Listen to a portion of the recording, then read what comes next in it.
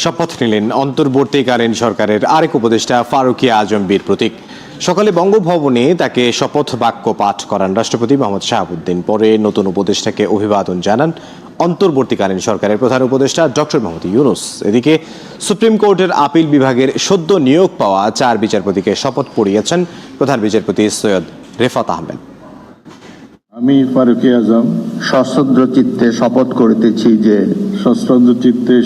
করিতেছি যে অন্তর্বর্তীকালীন সরকারের উপদেষ্টাদের শপথ নেয়ার ধারাবাহিকতায় মঙ্গলবার বঙ্গভবনের দরবার হলে ফারুকী আজম বীর প্রতীক অন্তর্বর্তী সরকারের উপদেষ্টা পদে ৭১-এর মুক্তিযুদ্ধে অপারেশন জ্যাকপটে অংশ নেয়া এই বীর যোদ্ধাকে অন্তর্বর্তীকালীন সরকারের উপদেষ্টা পদে শপথ বাক্য পাঠ করান রাষ্ট্রপতি মোহাম্মদ শাহাবুদ্দিন। আমি বাংলাদেশের প্রতি অকৃত্রিম বিশ্বাস ও আনুগত্য পোষণ করিব।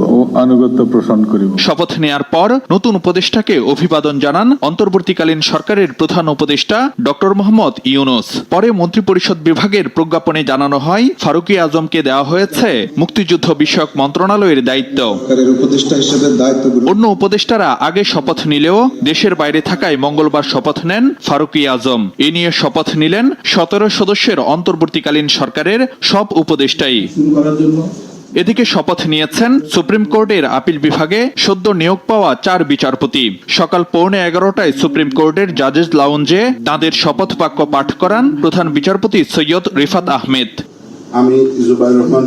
শপথ নেয়া 4 বিচারপতি হলেন বিচারপতি জুবাইর রহমান চৌধুরী, বিচারপতি সৈয়দ মোহাম্মদ জিয়াউল করিম, বিচারপতি মোহাম্মদ রেজাউল হক ও বিচারপতি SM এমদাদুল হক। আপিল বিভাগের বিচারপতি আশফাকুল ইসলাম সহ হাইকোর্ট বিভাগের সব বিচারপতি, অ্যাটর্নি জেনারেল ও সুপ্রিম কোর্ট প্রশাসনের কর্মকর্তারা শপথ অনুষ্ঠানে উপস্থিত ছিলেন। ফারুক ভাইয়া রবিন, সময় সংবাদ, ঢাকা।